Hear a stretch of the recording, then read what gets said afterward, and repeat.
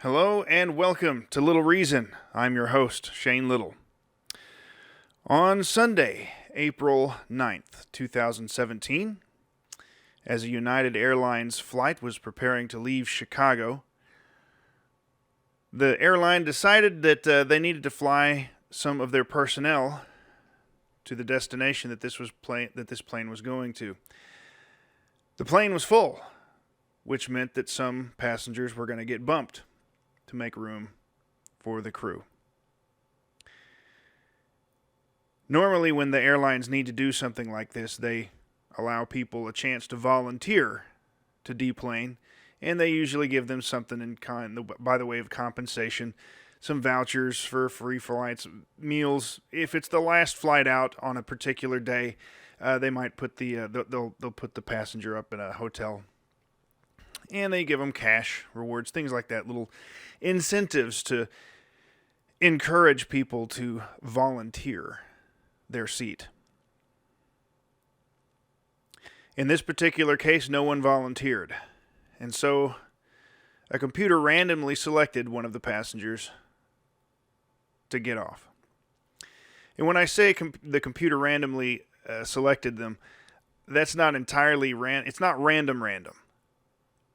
They're not going to deplane somebody that's, got it, like, say, an international connection flight, somebody that's traveling with kids. They're not going to break up a family, things like that, So it's not completely random, but it's once they've filtered out all of the variables, it's random from that point on.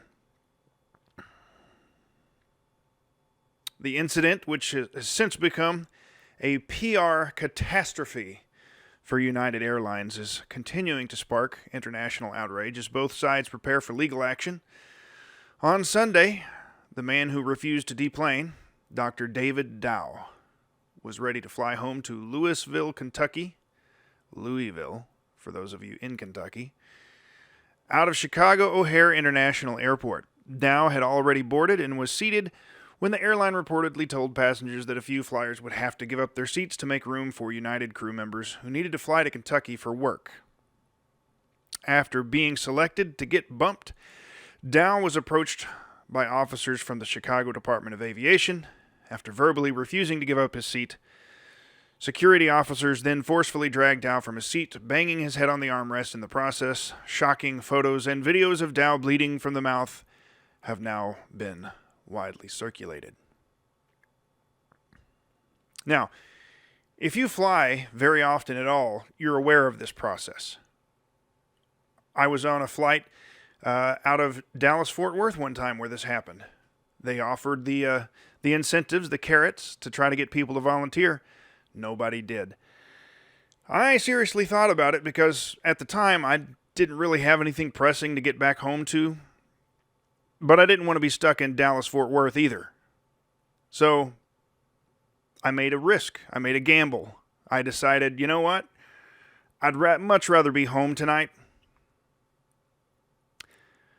But if they randomly select me, it's not the end of the world.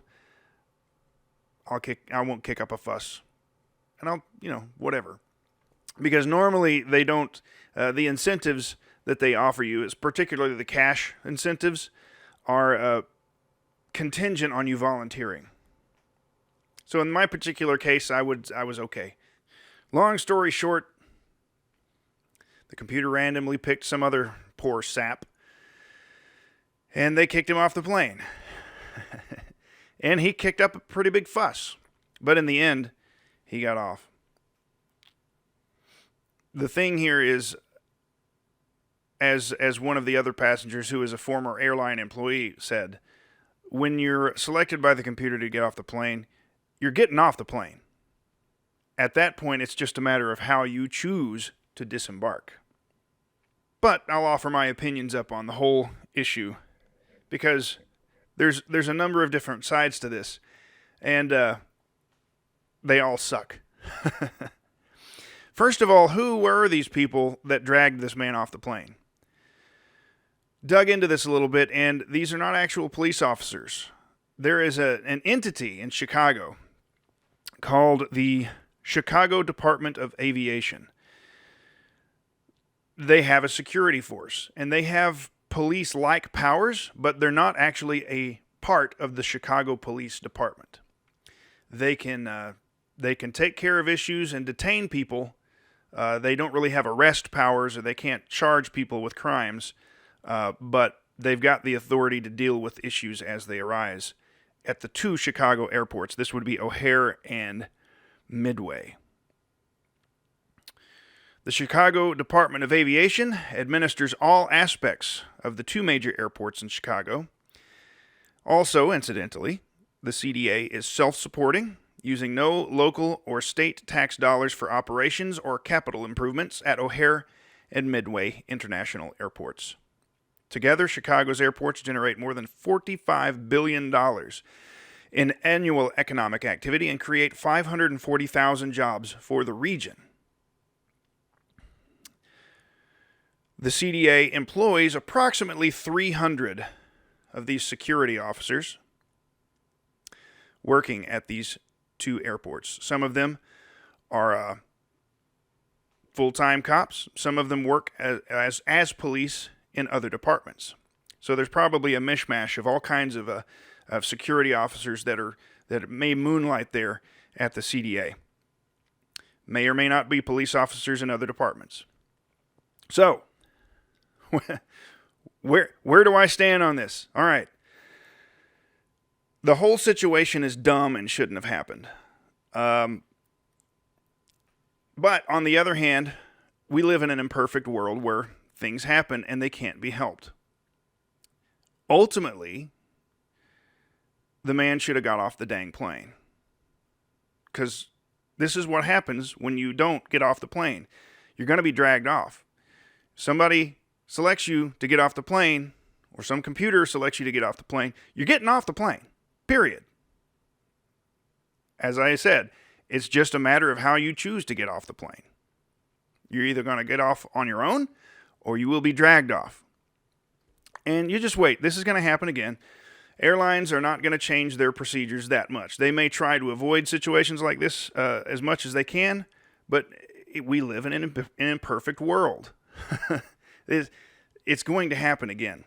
And it's unavoidable in certain situations. Because, I mean, if you think about the complexity of the air traffic control system, where, you know, you've got weather here that may delay a flight or cancel it altogether. You might have mechanical problems, and you've got to have a crew at a place, and it's just complete chaos. It's a miracle that it works at all. And your plane arrives at the airport and picks you up and takes you wherever you're going.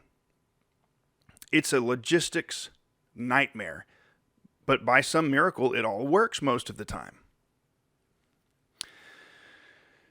And as I mentioned before, if you fly very much, you're kind of aware that you might get bumped here and there. And if you fly a lot, it's going to happen to you eventually. So most people who are aware of this are kind of okay with it. Plus, when you buy that ticket online or through your travel agent or wherever, nobody ever reads the fine print, but it's in there. This is basically a contract that you're saying, okay, yeah, I agree to pay this money for my plane ticket. And I also agree to all the legalese and the fine print there that says, yep, I can be bumped if the airline finds it necessary. So, what's right and what's wrong? Ultimately, this is the airline's plane. That's their private property, even if it's a publicly traded company. That's their plane. It's not mine.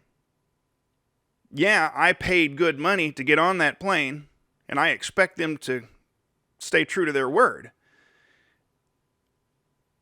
But stuff happens. And when stuff happens, it's incumbent on us, the passengers, to honor the agreement that we made when we bought the ticket. It's all there in the fine print. We're all aware that there's a small chance, whenever you fly, you might get bumped from a flight. And 99% of the time, it works out fine, and we don't have any problems at all. The enforcement of rules when you're flying is pretty strict, and there's a reason for that. It's for safety. When a flight attendant gives you directions on an airplane, you better darn well follow the directions.